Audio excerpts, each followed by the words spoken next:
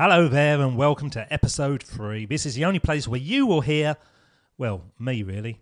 But don't let that put you off, as we have an amazing guest that will inspire you to create a brilliant new future. So let's not wait any longer, as I'm keen to find out more about him. Play the music. Welcome to Join a Dance, amazing conversation. Join up dance, get a dose of motivation. Join a dance, don't forget the inspiration. Welcome to the place that's got the light. Join up dance, join up dance, join up dance, join up dance. Join up dance. Yes, hello everybody. My guest today is Adam Pervez, who many might say is a man who simply ducked out of his responsibilities and walked away from everything. But I would never say that. A trained engineer, Adam decided that happiness was the most important state of all, and one that he could quite simply engineer by focusing solely on the things that he knew would make him happy. So incorporating volunteering, learning, teaching, storytelling, and empowerment, he has created a life that is nothing short of inspirational. As his website, The Happiness Plunge, states, he's been happy and homeless for 918 days. Now, being happy day after day sounds like a pretty good way to be. I'd like to welcome to the show, as we start to join up dots, the happy nomad himself, Adam Pervez. How are you, sir? Great. Thanks for having me, David. No, it's an absolute delight to have you on the show today. Now, with a lifestyle like yours, which we touched on in the introduction, you really are focusing in on happiness. So I suppose the first start is, why? Why is happiness so important to you on a day-to-day basis? I think in life, it's something we're all pursuing. We all want to pursue happiness and be happy. But I think many of us don't actually put in the day-to-day effort to actually pursue happiness and be happy. It's something we kind of expect to happen organically or naturally or something like that, instead of actually working towards it. It'd be like, you wouldn't expect to become muscular and have a six-pack if you didn't go to the gym. So I'm kind of going to the gym, the happy gym, and, working towards my happiness. So something like that.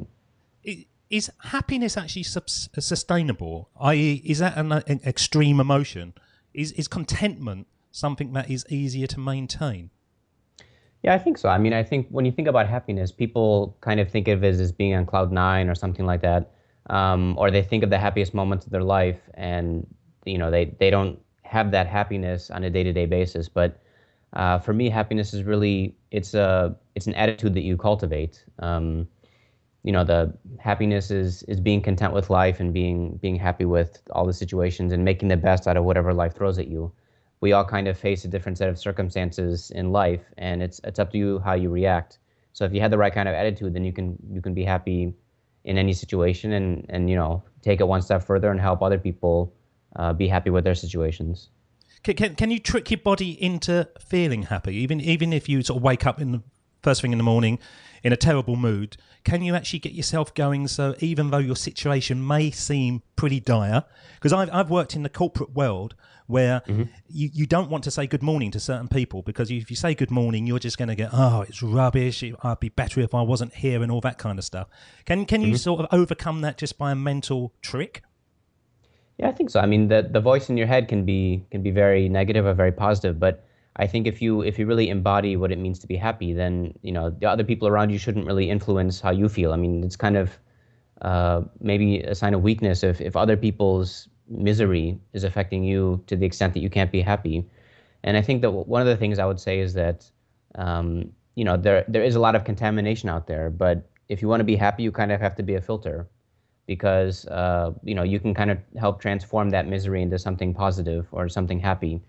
And I would say that for people who go to work and have that kind of situation, the best thing you can do is to embody gratitude. So even if people around you are miserable, there's so many things to be grateful for on a daily basis that even at work, that you can kind of remind yourself of to get you through that difficult situation where maybe everybody around you is miserable. Are you mentally strong, Adam? From when you was a child, has that always been a state of mind that has been important to you, and you can actually see it in yourself and in others if they haven't got that? I don't know if I'd say that. I don't know if I'm mentally strong, but I think when it comes to some things, I'm very determined. So So as you introduced in the introduction about the Happy Nomad tour, like you said, a lot of people thought I was crazy and stuff like that, but it just kind of it hit me, but slid right off. It didn't stick, and I knew what I wanted to do, and I knew I was focused on doing that. And it was the same, studying engineering was very difficult, and then I worked in the oil industry, and I was making tons of money, and I left that to go back to school and do an MBA. And then I worked after that, making much less money in renewable energy. So it's always kind of been something, I guess I've always done what I wanted to do and felt the empowerment, felt self-empowered to do whatever I wanted to do. But at the same time, I'm very empathetic. So I can't help but sense and feel the situation around me. And even if people don't say it, I can kind of feel how they're thinking and stuff like that. And when you decide to live a different kind of life, then, you can't help but be met everywhere you go with suspicion or with, people just don't understand. So it does take a certain element of strength, but I think that's also something that can be cultivated over time. So the changes I made in my life didn't happen all of a sudden. It took, it's been a lifetime process, a life in the making. And maybe since I was somewhat weak as a youngster, I think maybe it's something that came on stronger as an adult, something like that. So if we were going to go back on the theme of the show, which is joining up dots, and we're going to play Steve Jobs' speech in a moment. I'd like to do that on most shows because it sort of sets the tone of it all. You would be able to step back and see a progression from the child to where you are now to where that mental state has actually got stronger and stronger and stronger. Because I can imagine if I was now to say to people, right, I'm going to go off and go around the world and take 6 months to do it, 7 months to do it, 8 months to do it. Most people would think it's so out of character for me that I'm having some kind of a breakdown. But you were quite open with your family to say, look, I'm in an engineering job. It's success as far as you probably think it's success, but it's not making me happy. And the bottom line, I want to be happy, so I don't really care in this situation what you think of me. Would that be right? Yeah, but I was lucky in the sense that my parents didn't like my decision, but they were supportive. But yes, I would say the way you characterized it is completely right. Right, okay. So I'm going to play the speech because it is really sort of the embodiment of this whole show. So we play it on a daily basis. But let's just listen to what Steve said again back in 2005. Of course, it was impossible to connect the dots looking forward when I was in college. But it was very, very clear looking backwards 10 years later. Again, you can't connect the dots looking forward. You can only connect them looking backwards. So you have to trust that the dots will somehow connect in your future. You have to trust in something, your gut, destiny, life, karma, whatever. Because believing that the dots will connect down the road will give you the confidence to follow your heart, even when it leads you off the well-worn path. And that will make all the difference. Well, your life has really gone off the well-worn path. If I could take you back in time, right to when you had your first sort of memories of an adult or a teacher or somebody saying to you, Adam, when you grow up, what do you want to be? I can pretty much sure you didn't say, I want to be happy. What would it have been in those days? When I was a kid, there was a lot. I mean, I went through many phases. I wanted to be a basketball player. I wanted to be a doctor. I wanted to be an Air Force fighter pilot. I wanted to do all kinds of things, and it changed with age. But I would say up until high school, the general thing that stuck was to become a doctor because I guess even then the idea of helping people was still, was something deep within inside me. But then the dot-com boom happened and all the computer stuff happened and I was interested in that. And so as a student entering college in the year 2000, I was captivated by that stuff. I was good at math and physics and everything, so I studied engineering. But yeah, I think it changed a lot as I grew up. And I think as an adult, it's changed a lot too, which is something that maybe we need to respect, because I think as an adult, if you keep changing your life around, people think that you don't have, you're not with it, or you don't have a firm grip on a handle on life or whatever. But I don't know. I think that it's what keeps life exciting and keeps you growing. Whereas if you do the same thing for 40 years, it's praised as if as a model of stability. But I don't know if you actually get the opportunity to live if you keep on maintaining the same life and don't grow. So yeah, no, absolutely. Does it annoy you when you must spend a lot of your time justifying your actions to others? I would say that in the Western world, yes. But when I was traveling, I mean, I'd be in places in the middle of nowhere, and it's almost like they understood because they don't have like in the West, in some sense, we have the freedom to do whatever we want. And then when people actually do something crazy and do something unique, then it's kind of met with condemnation or, why are you going outside the norm and stuff like that. Whereas in a lot of the places I went in other parts of the world, it was something kind of celebratory, like, oh, that you have the chance to do something like this. We don't really have that chance because of poverty or because of, one situation or another. And they kind of understood that, there's a whole big world out there to kind of understand and to learn from. And, they understood. But then when I'm here, it's like people kind of sometimes treat me like an alien, or they really don't understand, or they don't touch on those aspects at all. Like they don't ask me any questions, or they don't engage me like that. And also, I think in the West, people like to talk about themselves a lot. So since I've been home, it's kind of funny how people know my story, but they never talk about that. They just, I don't know, somehow they want to talk about themselves. So I think that, it's kind of a funny process how it works. So the key word on your statement there was unique, doing something unique. And is it unique, or when you're traveling around the world, do you stumble across other Westerners doing the same kind of thing? Is there kind of like a commute going around the world of other people that have kind of opted out for a period of time? Yeah, for sure. I think there's different people are doing it for different reasons. I mean, I met many people who are, we call them digital nomads now, where they're location independent. They work online, and they can be working in London or in Bangkok or in Sao Paulo. It doesn't matter where they are. So a lot of these people, they can live on much less money by traveling, by traveling instead of being in an expensive city like Zurich or London or New York or whatever. So there's those kind of travelers who are just kind of along for the ride, and maybe doing other things too. I don't know. There's other people who are young people who maybe they just finished high school or whatever, and they're doing a gap year and traveling around the world and having fun and learning. Then I met older people who were maybe closer to retirement or independently wealthy who were taking the chance to go and travel because they didn't get a chance to do it when they were younger. But I also met plenty of people in their late 20s, early 30s who were kind of fed up with the corporate world and wanted to break away and kind of understand themselves and go through the process of self-discovery that maybe they didn't have time doing when they were young and had to study so much and work towards a goal that they thought was very important at the time. Yeah. So I think there's lots of different categories of travelers out there. But yeah, I definitely met people like me who had a life in the corporate world, who wanted to volunteer, who wanted to do some exploration on the outside as well as on the inside. So looking at your website, it's now indicating that you've done 39% of the countries on Earth. Now, what was the first one? What was the first one that you went to? Probably Canada, because it's only 5 hours from where I grew up. And where did you grow up? I grew up in Cleveland, Ohio, in the US. Yeah, so it's just a jump across the border. Right. Because it was so close. Now, I think if I was going to do what you've done, which really does appeal big time, I'll be honest with you, I think I would possibly go a lot further afield so that I feel like I'm starting my journey in an alien foreign country. Going from America to Canada, it must have felt almost the same, did it?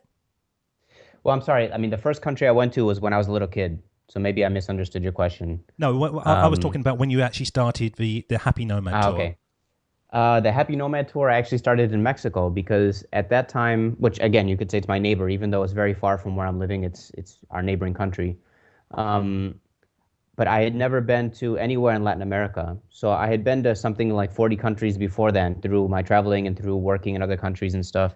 But I'd never been anywhere in, besides US and Canada on this side of the world. So I lived in Spain. I did my master's in business there, and I didn't learn Spanish. So I said, I have to go and meet my neighbors, and I have to learn their language. So that's how I ended up starting in Mexico. But I think, the U.S. and Mexico, even though we're neighboring countries, there's, it's very, very, it's not like London or England and France or something. It's quite different, which was awesome because I love Latin culture and I love Spanish and stuff like that. So, and the funny thing is, my first volunteering assignment was in a dog shelter because I couldn't basically formulate a sentence in Spanish yet, and so this lady had no idea why this American guy wanted to come and volunteer at this dog shelter. It's not a touristy place either. It's in San Luis Potosi. It's in the middle of the desert in Mexico. So I showed up and the only thing she gave me 4 options on how I could help her, and so one of the options was limpiar, which means to clean. It's the only word I understood. So I said, okay, I'll clean. which kind of put me in the shoes of many, Mexican immigrants who come to the U.S. who can't speak Spanish or who can't speak English, and they ended up cleaning dishes or, Yeah, that's right. doing. Yeah, so I got to kind of walk in those shoes, and then at the end, I kind of was able to explain a little bit what my project is. But I don't know. It's kind of in terms of joining up dots. It's kind of funny how things work because at the end, I went to her office, and she had a refrigerator, and on the fridge there was a magnet that said "Be the change you wish to see in the world," which is Gandhi's famous quote. And I had exactly the same magnet. I bought it in Oslo, and I had it in my apartment in Spain. I had exactly the same magnet. So for me, it was kind of a sign. It was my first few days on the trip. It was my, the very beginning of the trip. I was a lot of uncertainty and everything. But for me, it was kind of one of the dots that I discovered along the way to say I'm on the right path. I mean, there's going to be more dots to come. Absolutely, and it shrinks the world as well. Yeah, for sure, for sure. So one of the theme really, we've already touched on the join up dots business, but the theme of the show is really for all the listeners out there to actually go, I could do this. It's not as scary as it sounds. I've got an opportunity to change my life in ways that perhaps 2 weeks ago, 3 weeks ago, I wouldn't have dreamt possible. To do what you've done, would it be scary for most people, or is it something that most people could do? Have you got different skills that have made it sustainable? I think in my case, I traveled quite a bit before I did this, but I was always very hit and run kind of traveling where I land, I go see the monuments, I take pictures and I leave, and I didn't really talk to local people or, really understand what local life was like. So the Happy Nomad tour was different in the sense that I traveled much more slowly. I went to places like Iraq and Somalia and places that people wouldn't go. I mean, they would actively avoid those kind of places. But I think in terms of how other people do the same thing I've done, I think I wouldn't encourage anybody to do what I've done because this is my own path to walk. But I would say that what I did in the beginning, it was really a process of self-discovery and trying to understand myself better because you can't be happy without understanding yourself and accepting yourself and going through the kind of process of understanding who you are and what you want and what your passions are and what your purpose is in life, all these kind of very heavy and maybe questions that we don't really think about until we're on our deathbed or much later in life.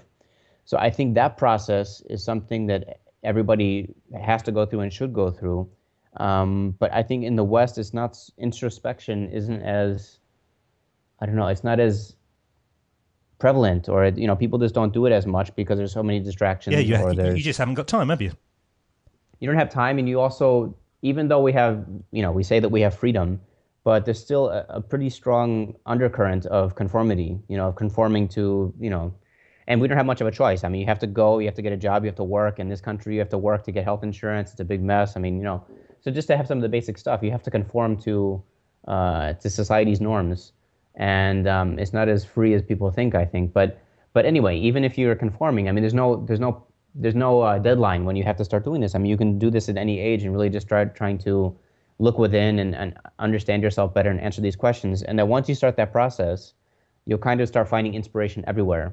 And you open your mind and you'll start seeing a different path emerge. And it just happens over time. I mean, it's not, for some people, I guess it happens overnight and they get slapped in the face with a realization and it happens. But I think for most people, it's something that happens over time. You have to become more comfortable with the idea of making a big change.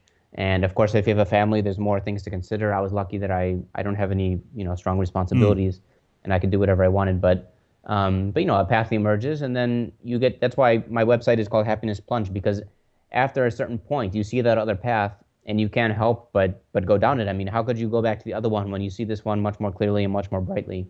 So you kind of you just take the plunge. You have no other choice. And you don't look back. So if we, let's look back at that moment when you suddenly thought, I really don't like what I'm doing, I'm going to do this. Was it an epiphany, or was it just a dawning realization, that kind of nagging doubt that kept on coming back over a period of time until you couldn't ignore it anymore? Mm-hmm. Actually, it's kind of funny because I was working for a huge multinational company in Denmark, and in Denmark, they have a 3-month probation period where, if the company doesn't like you, they can get rid of you with no questions asked and stuff like that. So I was on my way home. I was flying home for Christmas, and it was exactly the day that I had completed 3 months of working there. So, I was excited about going home to see my family for Christmas, but also I had passed the 3 month period, and so I felt comfortable all of a sudden. And with that comfort, I started thinking, is this really what I want? Now I'm safe. Like I have this job and I'm okay, everything's good and I'm comfortable. But is this really what I want to do with my life? And so then that started, a lot of these deep questions, because at each point in my life, I wasn't really happy, but I was getting happier at each phase. I went from working on oil rigs in the Middle East, which is you make a ton of money, but it's very lonely. And then I went to Spain, where in Spain, you guys know, half of England goes there every year to That's right. to have fun on the beaches and enjoy the good food and everything. So Spain has a very different outlook on life and a very different approach. So I lived there for a year and a half doing my master's, and then I went to Denmark. Denmark always wins the happiest country in the world, and you guys are completely fascinated by Scandinavia with how they live and how happy they are and everything. So you guys know, but I was in Denmark and I wasn't happy. So I said, if this place is happy and I'm not happy, then the problem's me. It's not Denmark or. So that's how everything kind of came together at the same point. Like, if this place is happy, I'm not happy. I have security now that I won't get fired, or that everything is fine with my job, but I don't think it's really what I want. And then that, coupled with the fact that I was flying across the ocean, going back home, and it's just kind of a very introspective time. And then when I was flying back to Denmark, after Christmas and after New Year's, I'd already realized that I have to change, and I kind of gave myself a 6 month deadline, I guess, or a 6 month time period to figure it out. But pretty quickly, I mean, like I said, when you start going down that path, you find inspiration everywhere, and I found inspiration in all kinds of different areas, and it just kind of came together naturally. If you went to my apartment at that time, you would have seen pieces of paper everywhere, like a madman. When you see these TV shows reconstruct how a murder happened or something. Serial killer. I was writing down everything, and I would see patterns emerge, and I knew that whatever I wanted to do next had to involve travel, because that was my biggest passion. But then traveling is good, but then how do I incorporate the other things I'm interested in? That's how everything happened. But I think everybody has that travel. Like, for me, it's travel, but everybody else has that other thing, that really captivates them, and they want to make a life out of it. And it's just a matter of taking that cue and then figuring out how to build your life around the rest of it. I think you're absolutely right. I know with myself personally, I've started this because for the last 20, 30, probably all my life, I've always tried to inspire people to do crazy things. And you don't have to work in a bank. You can go off and do this. And you don't have to work in an insurance company. Why don't you go off and do that? And I suddenly got to a point where I realized I was saying it more often than not, but not actually doing anything about it myself. And as the words were coming out of my mouth, I was inspiring myself to do something crazy. So I, with a family and a wife, quit my job, quit my income, and now I'm kind of in a limbo land, really, as I'm trying to get this next business going off. And hopefully the content will be picked up with people globally, and they will sort of resonate with it, and we can create a movement. But for me, it wasn't so much traveling, it wasn't so much finding myself, it was more about actually being true to myself and backing up the words that I kept on saying over and over and over again. Does that make sense?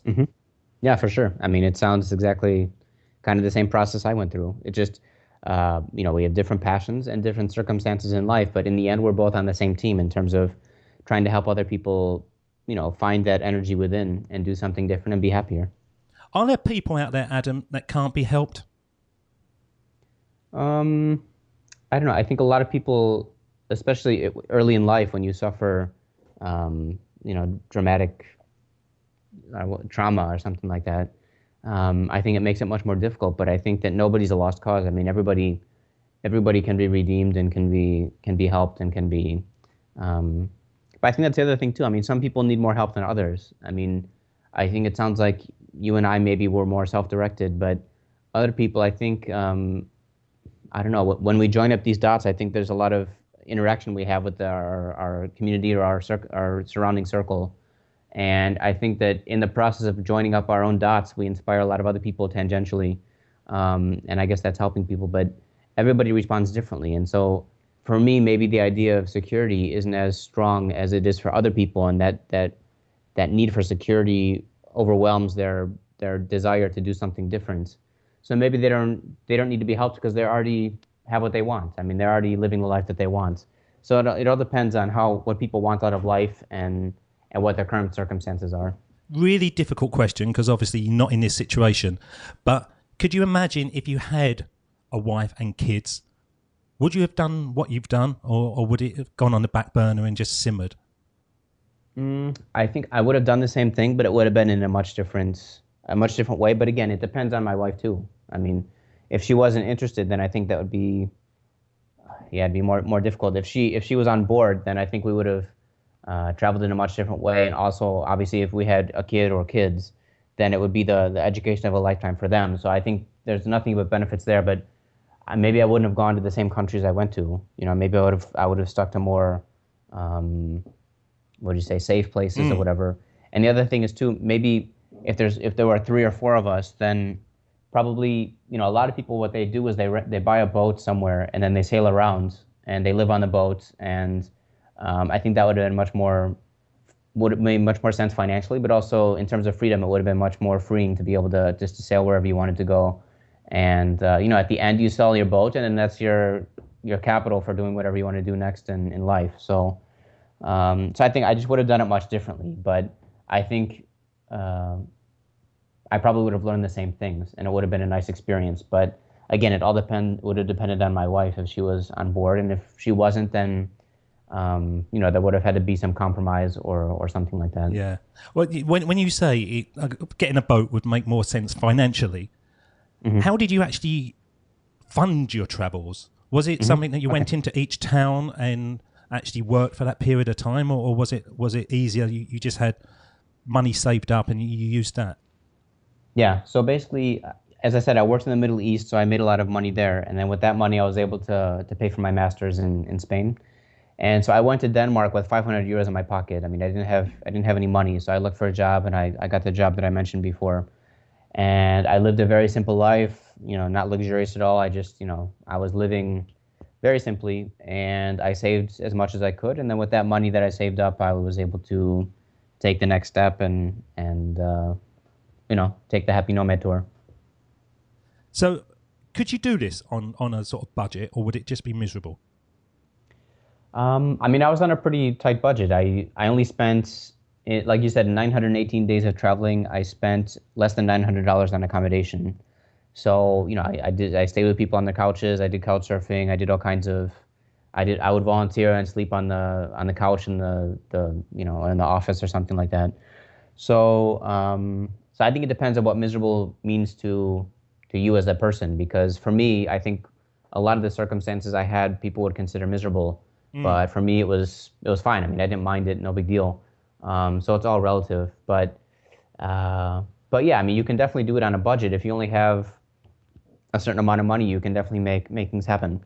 It's just a matter of how resourceful you are and how much patience you have, and these kind of things. I mean, just recently, there's a British guy who went to all 200 countries without flying. You know, there's this. So you can really do some amazing things. And he said he had an average budget of like, I can't remember, $100 a week or something. So it was very, very low budget, you know, in terms of going everywhere and having to buy visas and stuff like that. So anything is possible. It's just a matter of how creative you are and how resourceful you are. Just like what, you know, we're talking about Steve Jobs, all these tech entrepreneurs, they all started in the garage, you know, with nothing and blah, blah, blah. And they had to be resourceful. And so sometimes when these companies become so big, they lose that idea of being resourceful. And that's, you know, that spells the end of their reign as a champion or whatever. Yeah, absolutely. I think that one of the things from the shows is that you don't know the answers. If you've got an idea, you just have to do something and then do something else and do something else, and it's going to lead somewhere. And it might lead life-changing, or it might lead down a dark alley and you've got to back up and go in a different direction. But you don't need an awful lot of money to create your dream life. You just need to be proactive, you need to create momentum, and you need to do something to create action. Would you agree with that? Yeah. Yeah, for sure. And I think that you need to listen to your gut because, I mean, you know, like I said, going to some of the dangerous places I went, I felt comfortable and I was fine. But for whatever reason, when I got to Nicaragua, I felt very uncomfortable and my gut was just telling me I have to leave. So I ended up leaving. So I think that's something else too, that you have to, in the beginning of the process, you have to really get in touch with yourself and understand yourself, but you can't stop that process. I mean, it has to keep on going. And yeah, and I think that's like you said, if you end up going down a dark alley, if you're listening to yourself, you probably will back up before it becomes too late, or these kind of things. So I definitely agree with you. I'm going to put you in a room with 10 people. Hmm. Would you recommend this to every single one of them? Recommend what though? Recommend your traveling lifestyle, the experiences you've had, the nomadic lifestyle that you've achieved over those 39% of the countries of the world. No, I would say, I mean, I wouldn't recommend it to any of them, but I would recommend them the process of understanding themselves better and pursuing happiness, but in their own way. Because, for example, I mean, if you can imagine, a lot of people out there are working really hard and, working hard to make a lot of money and have money for their kids' futures and stuff like that. But maybe for some people, the pursuit of happiness would just be kind of getting rid of that lifestyle and having a simpler lifestyle and spending more time with their families. A lot of people think that, being successful is providing for their families, but they don't spend enough time with their families. So some of those people in that room, maybe for them, the aha moment is, maybe I shouldn't be trying to make as much money as possible, but I should be trying to spend as much time with my family as possible. So everybody kind of has a different circumstance that will get them on the path towards a happier life.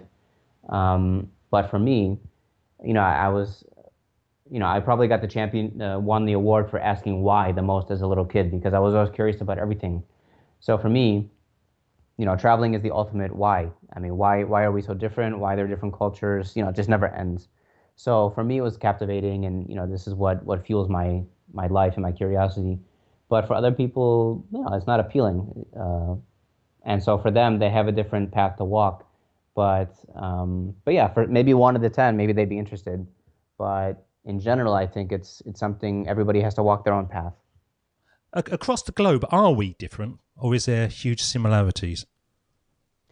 I think when it comes to the basic stuff, we're all the same. We all care about family. We all, love. We all want to be happy. So in the most important ways, we're all the same. And then in other ways, we're very different. But I think it's that gray area in between that kind of links us all together.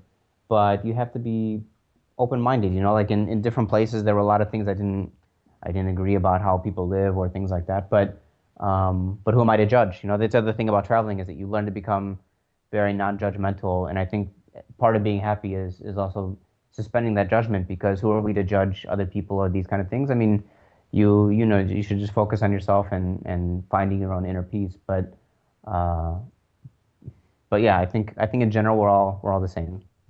So the Happy Nomad tour has to come to an end at some time. You come back to wherever you create a base for yourself. It could be America, it could be Canada, or wherever you.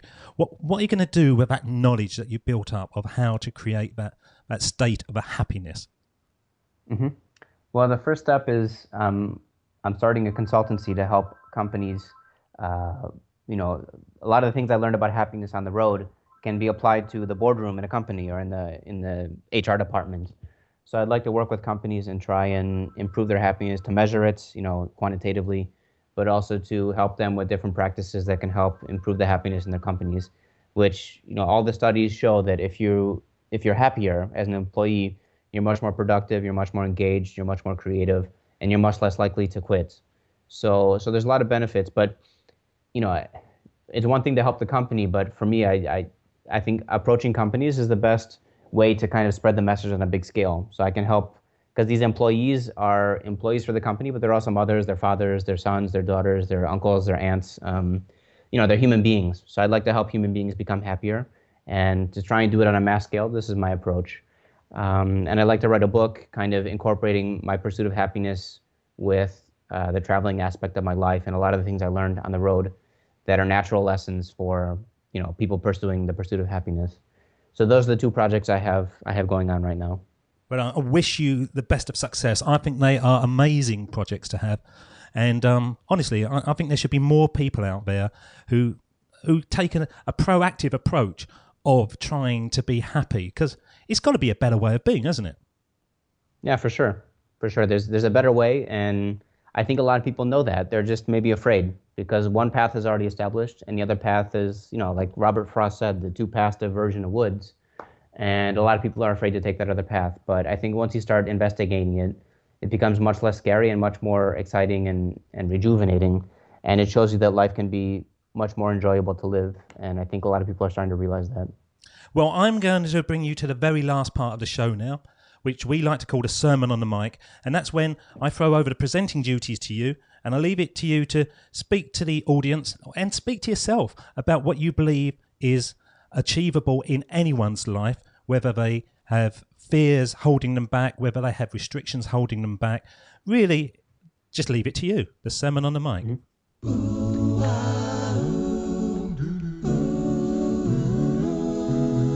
Here we go with the best bit of the show, the sermon on the mic, the sermon on the mic.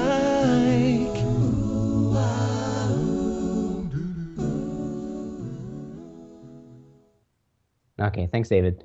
Well, I think when I think about myself when I was younger, because who I am now and who I used to be are two very different people. But I think I was very much trapped up in the fear of what other people thought of me. I was very conscious of how people perceived me and how people thought of me, and I was always kind of trying to be as normal as possible. Because I think maybe I knew as a kid that I was different, and I was always just trying to be normal.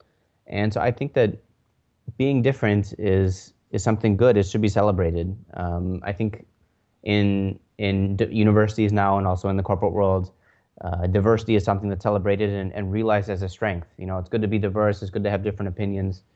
And I think maybe growing up, I didn't realize that being different was an advantage as opposed to maybe a liability. So I think for all the people out there who think that they are different, I would say embrace that and see where it goes. Because the path of normalcy, we know where that goes. You can kind of project that out. But the path of being different, it can take you a lot of amazing places and help you grow as a person, bring you more happiness, and also help other people who are different and help them realize, who they are and also bring out their full potential. Because I think if you do feel like you're different, if you try and live a normal life, you'll never achieve your full potential probably. So if you can kind of embrace that difference inside you and see where it leads, probably it leads to something great. But if nothing else, you'll be, like David said, be true to yourself. And yeah, I think there's many routes to happiness, but you have to pursue it in your own way, as we've talked about here. And don't be afraid to make a mistake. When you pursue happiness, I don't know if there's really a wrong term. It's just terms that help you learn things about yourself and about the world and about the universe. So don't be afraid to make wrong turns. You can always back out and take a different path, but you shouldn't just keep on learning about yourself.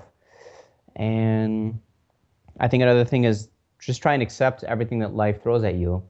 I think in the West we feel like we need to pursue life as comfortable as possible, but you can't really predict where life is going to lead. So it's, instead of trying to control life and make it as comfortable as possible, instead pursue life and see where it leads and then respond to the things that life throws at you, because you're never going to be able to predict what happens in life. Life is unpredictable. So it's much better to be proactive and be on the offense instead of kind of the way that normal people normally live, is being on the defensive.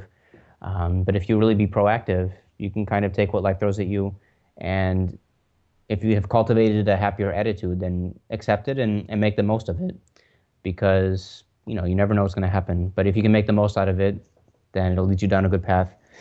And I think the last thing I would say is about being judgmental. I think part of the reason why most people are on the same path is because in general people are very judgmental, and so people who deviate from that well-beaten path are kind of judged as being, I don't know, not good or bad or whatever. And I think that part of the way to stop that is for you to stop being judgmental yourself and work on yourself before you kind of expect other people to stop. And when you stop being judgmental, you can kind of see life for what it is. It's a gift, and there's all different kinds of people and all different kinds of ways of thinking. And when you can stop being judgmental, you can really start learning and kind of incorporating some of those things that you learn that maybe when you were judgmental you never would have appreciated or seen for what they are. Because life is not black and white. It's really the gray area is where life happens and where you can grow. So if you can stop being judgmental, then maybe you can help other people do the same. But But most of all, if you can stop being judgmental, you can really start learning and start, I don't know, start the path of being happier. And I think that is a path that really, no matter who you are, wherever you are, is something that we really need to focus in on, because happiness has got to be it, isn't it? Simple as that. Adam, it's been an absolute delight to have you on the show today. I wish you all the best taking on the boardrooms and the HR departments of America and across the globe with your happiness project. If there are people out there that would like to contact you and get in connection with you, how can they go about it? Yeah, you can just go to my website, happinessplunge.com, and in the top there's a thing that says contact me, and I'm happy to answer any questions or get in touch with any of your listeners. Well, the door is always open to you to return once again, and whatever you do, sir, keep on joining up those dots, because it's the only way to build our future. Thank you so much. Yeah, thank you very much. That's the end of Join Up Dots. You've heard the conversation. Now it's time for you to start taking massive action. Create your future, create your life. It's the only life you've got. And we'll be back again real soon. Join Up Dots, Join Up Dots, Join Up Dots, Join Up Dots. Join up, join